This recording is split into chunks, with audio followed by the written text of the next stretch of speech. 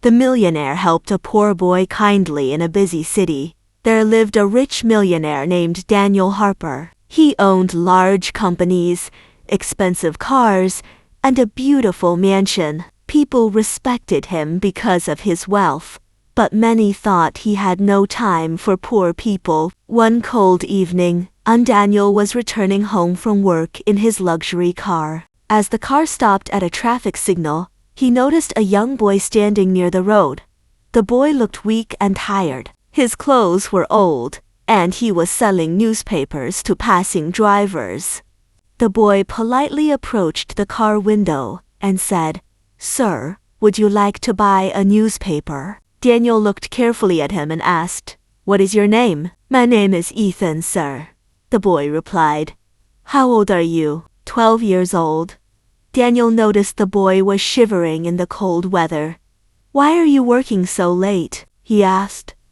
Ethan lowered his head and answered softly, "My father died last year, and my mother is very sick. I sell newspapers to buy food and medicine." Daniel felt sad hearing those words. He had seen many poor people before, but something about Ethan's honesty touched his heart. "Have you eaten dinner?"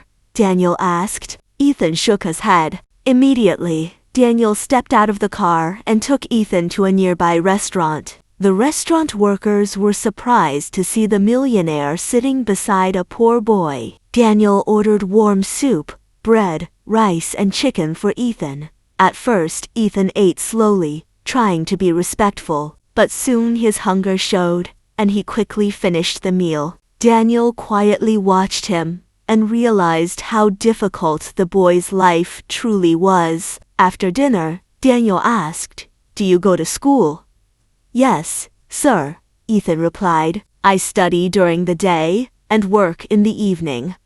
"What do you want to become in the future?" Ethan's eyes lit up with hope. "I want to become a doctor so I can help poor people who cannot afford treatment." Daniel smiled warmly. He admired the boy's dream and determination.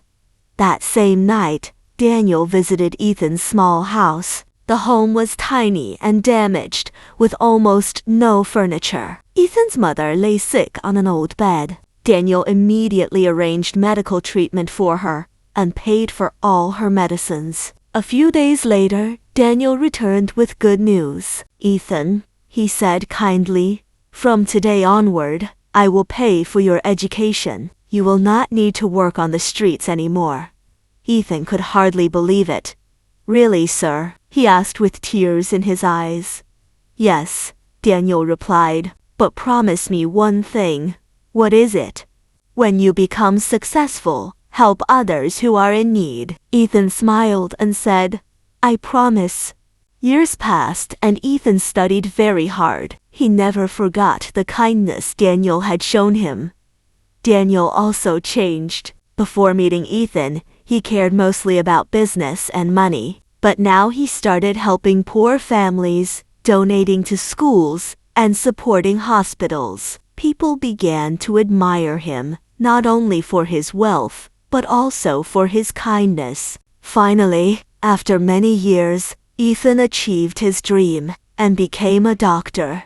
One day, during the opening ceremony of a free hospital for poor people, Ethan gave a speech in front of many guests. He said, "When I was a poor child selling newspapers on the streets, one man changed my life with kindness. He gave me hope when I had nothing." Then Ethan invited Daniel onto the stage and hugged him warmly. Everyone clapped loudly. Daniel smiled proudly and said, "True wealth is not about money. True wealth is helping others and changing lives." And from that day, their story inspired many people to show kindness to those in need.